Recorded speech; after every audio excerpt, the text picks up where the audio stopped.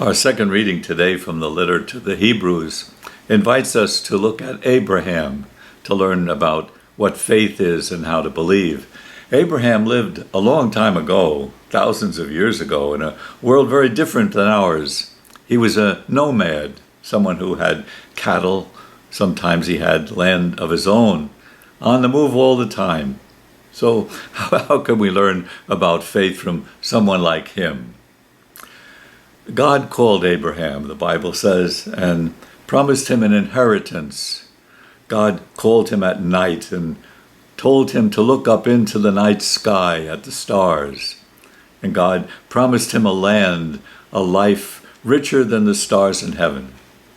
And so Abraham went out not knowing where he was to go. The Bible pictures him a nomad with his family and his flocks, setting up tents from place to place and then moving on, searching for the place that God promised him. He has questions. Sometimes he has doubts. Sometimes it looks impossible, but he holds on. He believes that God, who made the promise, is trustworthy. He trusts in God.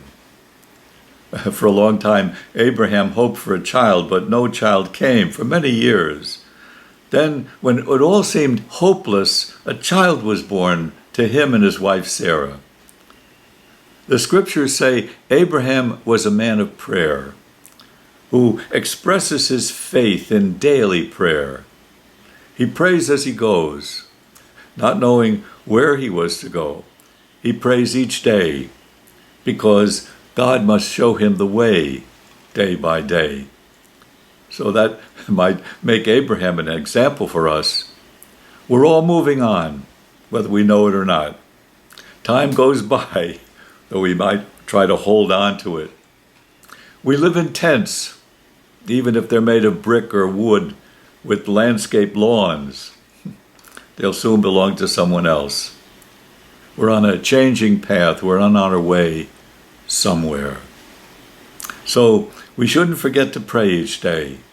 Abraham tells us that God shows us the way. We have a Father in heaven. Your will be done. We need to say that each day. Give us today our daily bread. Give us peace and forgiveness. Help us to reach the land you promise. There's a beautiful poem on Abraham by Jessica Powers. She was a Carmelite nun. Here it is. I love Abraham, that old weather-beaten, unwavering nomad. When God called to him, no tender hand wedged time into his stay.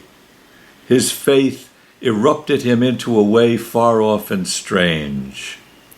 How many miles are there from Ur to Haran? Where does Canaan lie, or slow, mysterious Egypt? Sit and wait. How could he think his ancient thigh would bear nations? Or how consent that Isaac die, with never an outcry, nor an anguished prayer? I think, alas, how I manipulate dates and decisions and pull apart the dark, dally with doubts here and with counsel there, take out old maps and stare.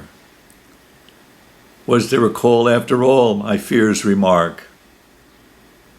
I cry out, Abraham, oh nomad you, are you my father? Come to me in pity. Mine is a far and lonely journey too.